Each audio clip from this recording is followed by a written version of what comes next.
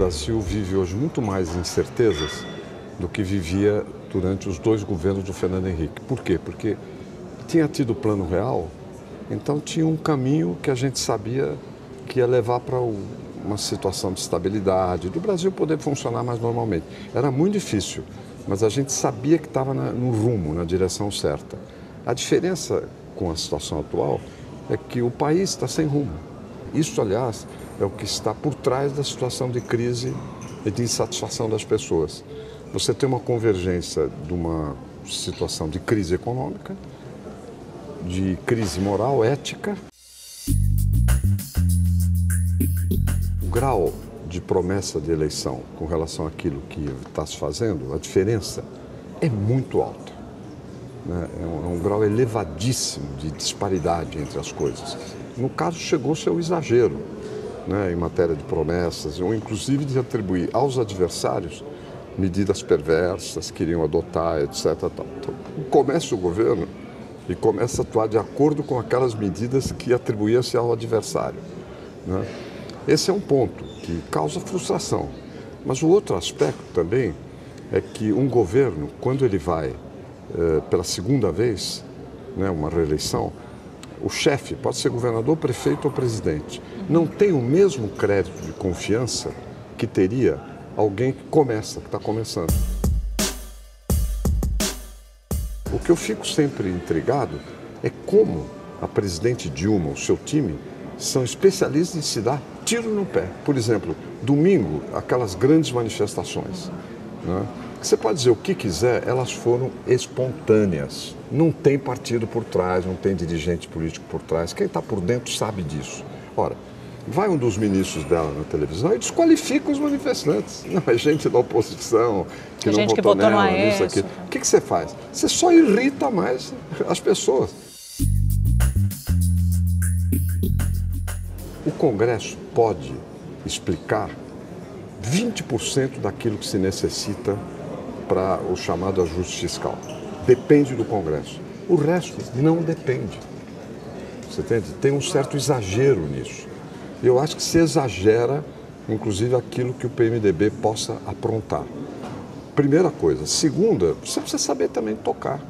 Você precisa ter gente competente. O pessoal que faz a articulação política do governo, os ministros, são muito ruins. Essa que é a verdade. Ela tem 2 ministros que formalmente cuidariam disso, que são do PT e que não são lá essas coisas nessa matéria. O Fernando Henrique, ele botou técnicos na chefe de Casa Civil. Era o Clóvis Carvalho e o Pedro Parente. Não eram homens de articulação política. Existe uma outra função para fazer o governo andar. O caso, o Fernando Henrique fazia articulação política. Você entende? Mas a Dilma não faz articulação política. Então ela teria que ter alguém, ou gente, com competência para isso. Com legitimidade, com respeito. Por isso é que alguém outro dia falou que, na verdade, a crise é a Dilma. Eu, pelo menos, toda a minha vida, sempre me cerquei de gente, quando eu tive cargo executivo, seja na prefeitura, no governo, no ministério, eu sempre me cerquei de gente que, na sua área, sabia mais do que eu. Mas a Dilma não é assim. Essa, aliás, é uma das leis que orientam o governo dela. É que a presidente tem sempre gente em volta que é menos do que ela. O Lula inventou a Dilma. Ele deve alguma satisfação? Porque a Dilma não era uma pessoa que tinha um currículo político do ponto de vista eleitoral e tudo, mas nunca tinha disputado Foi o primeiro eleição. cargo eletivo. Ele inventou e agora está sofrendo as consequências. Mas ele tem que aparecer, ele deve satisfações? Toda vez que um chefe de governo, pode ser também prefeito, governador, presidente, faz alguém, o sucessor, ele sempre tem problemas com o sucessor, porque não faz do jeito que ele queria que fizesse. Pior ainda, quando as coisas vão mal. Então, ele tende a ser responsabilizado. E aí quer tirar o corpo. Ao mesmo tempo que não deixa dar palpite, quer tirar o corpo também. O Lula deve estar incomodadíssimo, vou dizer para você, arrependidíssimo de ter feito a sucessora. O Lula tem um talento também que ele desaparece nos momentos mais críticos. A meu ver, ele fez uma intervenção muito infeliz outro dia no Rio de Janeiro, quando acusou o negócio da Petrobras e que o pessoal do MST, do Movimento do Sem Terra, iam botar seu exército nas ruas. Ia convocar o exército não tem exército nenhum, tá certo? Não tem exército nenhum. Você viu que fizeram manifestação pró-governo, foi muito pequena no Brasil inteiro, foi pior até do que se não tivesse feito nada. Mas, a meu ver, foi um escorregão que mostra que ele não sabe direito para onde ir e o que dizer. Se o Lula normal é mais inteligente do que o Lula nessas situações, quando fez discursos desse tipo. Ela pode sair dessa? Pode, não estou dizendo que não pode. Agora, ela vai ter que mudar o estilo, né? Que não é fácil. Vai ter que mudar as companhias, confessar erros, humildade. Né? Eu, às vezes, fico vendo ela falar e falo, mesmo quando ela diz, tal coisa podia ter feito diferente, eu falo, será que ela acredita no que está falando? Você tem que acreditar naquilo. Você acha que falta uma autocrítica? Eu acho que falta. E vou te dizer, não é a autocrítica que te recupera prestígio, mas ela te cria um clima mais favorável, se for sincera, sobretudo. Assumindo. Agora, assumir com mudança também, né? Mas então, por enquanto, o senhor acha que não há clima para o impeachment, né? Ele não se coloca, ou se coloca como questão política, mas não é o caso. O clima é muito ruim. O clima é muito ruim. Agora, se vem impeachment, não vem impeachment, vem isso, vem aquilo, só o tempo poderá dizer. Eu pergunto, senador, até mas porque... eu, pessoalmente, não estou lutando pelo impeachment. Mas não cabe a quem está na política, cabe à população. Os que fazem as manifestações não são os partidos, não são sequer dirigentes de partidos, nem quadros assim. É até um novo tipo de manifestação. O grau de espontaneidade é muito grande. O movimento é fruto da internet, né? WhatsApp, tá certo? Se espalha Facebook, como um vírus. É uma coisa. Se fosse 10 anos atrás, ninguém teria noção de que estaríamos falando agora. Exatamente, é um novo tipo de mobilização. Você imagina na época do Collor se tivesse isso tudo?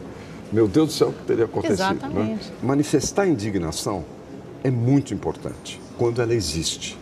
Isso condiciona a política totalmente. Olha, pode ser o vereador de Xiririca. Se ele sabe que tem gente na rua, ele vai pensar duas vezes diante de tudo que está fazendo. Pode crer. Entende? Vai se sentir patrulhado, no bom sentido. O resultado eleitoral já do fim do ano já foi diferente. Houve um certo fortalecimento da oposição no âmbito nacional. O grande desafio para a oposição é como interpretar e traduzir essas aspirações para ação política. Eu vou te dar um exemplo pequeno. Pelo amor de Deus, não estou dizendo que isso é a salvação da lavoura, não é de jeito nenhum. Eu estou trabalhando num projeto que eu estou muito confiante de que possa ser aprovado, de voto distrital, nas cidades grandes no Brasil, cidades que têm mais de 200 mil eleitores. Se andar bem, em 2016 a eleição já vai ser assim. O que é? Você pega, por exemplo, a cidade de São Paulo, em vez de ter 1.200 candidatos a vereador, procurando voto junto a 9 milhões de eleitores, o que é um absurdo, você vai ter a cidade dividida em 55 distritos, cada distrito com 160 mil eleitores, e vai ter 7 ou 8 candidatos a vereador. Em cada região tem o seu. Em cada região tem os seus. E aí escolhe, né, vai saber quem é o vereador, depois não vai esquecer, vai cobrar, aumenta a força da democracia representativa, a participação. E, ao mesmo tempo, a campanha é muito mais barata. Sabe quanto economiza no Brasil? Se você fizer esse sistema nas cidades grandes, que são aproximadamente 80 cidades, tem uns 40 milhões de habitantes. Sabe quanto economiza? 5 bilhões que se gasta menos em campanha.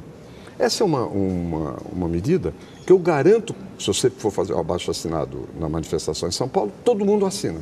Já tem Isso vai resolver a questão, mas não. Eu estou apenas dizendo que você tem medidas que abrem caminho para melhorar o comportamento democrático, melhorar a nossa democracia, moralizar na medida em que você gasta menos em eleição e tudo mais. Quais são as diferenças do que o Fernando Henrique enfrentou e do que a Dilma enfrenta? Muito diferente. Sabe por quê? Porque, primeiro, teve muita crise externa. Teve mesmo. Inclusive a Argentina. Sim, a crise, naquela época, o Fernando Henrique. Sim, a crise russa, depois a crise por mais argentina. Que não fosse, a Dilma fez um discurso outro dia dizendo que a crise internacional não está tendo uma crise internacional. Não que a economia mundial seja uma maravilha, mas não está tendo problemas como houve na época, lembra? Tailândia, Rússia, Argentina, cada vez tinha corrida, sabe, financiamento externo, etc. Segundo, o Fernando Henrique foi mais claro nas coisas, né?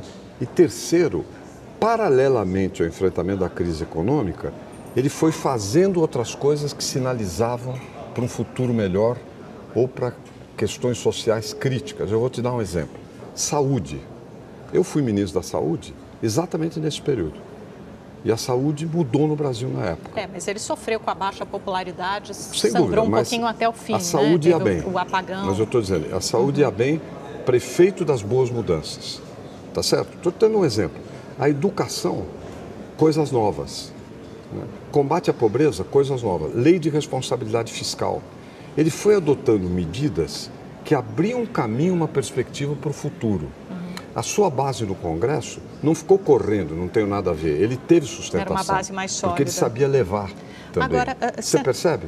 Quer dizer, quando você tem uma situação de crise, uma política de ajuste, isso, aquilo, etc., você tem que acompanhar essas medidas de outras que apontem para o futuro de médio e longo prazo. Agora, senador... Na época, Amanda, não é que eu quero puxar a brasa para a minha sardinha, mas puxando. 60% das pessoas em pesquisas aprovavam a política de saúde no Brasil. Sabe quanto aprova hoje? 15%. Senador, muito obrigada pela sua participação aqui mais uma vez no É Notícia. Foi um prazer conversar com o senhor. Obrigado, Amanda.